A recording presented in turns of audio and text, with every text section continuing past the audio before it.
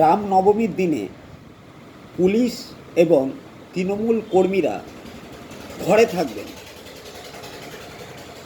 রাস্তায় বেরোবেন না, এমনই একটা উপদেশ বা থ্রেট দিয়েছেন এই বাংলার লোডশেডিং বিরোধী দলনেতা বলে খ্যাত কাঁথির মেজখোকা গাদ্দার মির্জাফর শুভেন্দু অধিকারী। তা প্রথমেই বলে রাখি,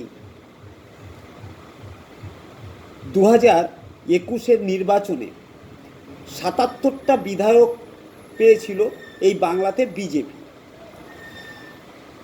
এই বিরোধী দলনেতা আজকের দিনে দাঁড়িয়ে জানে না যে ওই 77টি বিধায়কের থেকে কমে আজকের দিনে কটা বিধায়ক এসে দাঁড়িয়েছে, অর্থাৎ সংখ্যাটা কত নিজেরই অজানা। উনি বিরোধী দলনেতা, যে না পালং শাক তার আবার ক্যাশ মেমো। তা সেই শুভেন্দু অধিকারী সাবধান বাণী দিচ্ছেন বা থ্রেট দিচ্ছেন যে রামনবমীর দিনে যেন পুলিশ আর তৃণমূল কর্মীরা ঘরে থাকে। কেন? রামনবমীর দিনে কি হবে? রাস্তায় কি হবে? রাস্তায় বেরোলে কি হবে? রামনবমীর দিনে আপনারা কি করবেন রাস্তায়? হ্যাঁ, আগেই বলেছেন আপনারা অস্ত্র নিয়ে মিছিল করার জন্য আহ্বান জানিয়েছেন।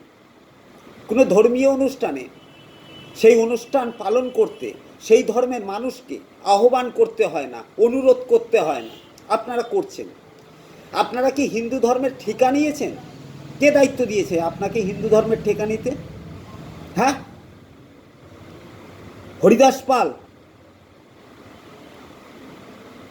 পাল বড় হিন্দুত্বের কাণ্ডারি হয়ে গেছেন, আর আমরা সব বানের জলে ভেসে এসছি না।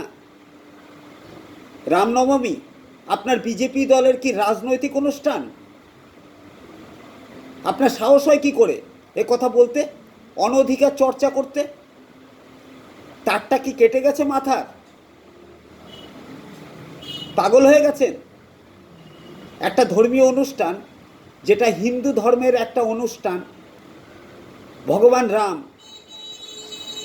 হিন্দু ধর্মাবলম্বী মানুষ বা সনাতন ধর্মাবলম্বী মানুষের আরাধ্য দেবতা,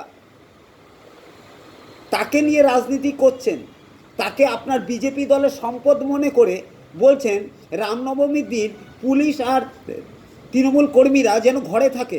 মনে হচ্ছে ওটা হচ্ছে আপনাদের রাজনৈতিক অনুষ্ঠান অথবা আপনার পৈতৃক কোনো অনুষ্ঠান।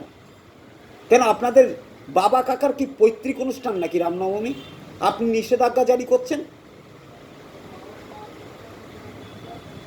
ব্যক্তিগত অধিকারকে খর্ব করছেন, মানুষের ব্যক্তি স্বাধীনতায় হস্তক্ষেপ করছেন।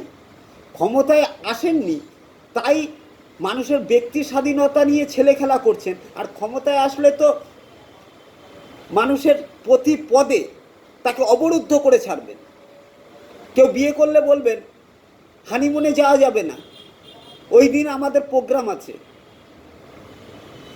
কেউ পুকুরে মাছ চাষ করতে গেলে বলবেন ওই পুকুরে মাছ চাষ করা যাবে না, ওখানে আমাদের স্নান পর্ব আছে।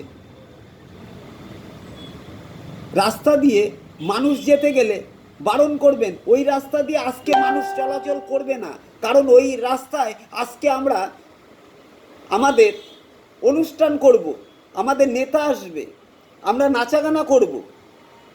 মানুষের অধিকারকে খর্ব করার, মানুষের স্বাধীনতায় হস্তক্ষেপ করার সাহসটা আপনি কোথা থেকে পেলেন? পাগলামির একটা সীমা আছে শুভেন্দুবাবু, অনেক পাগলামি করছেন, ধৈর্যের বাঁধটা ভাঙবেন না, আর অনধিকার চর্চা করবেন না।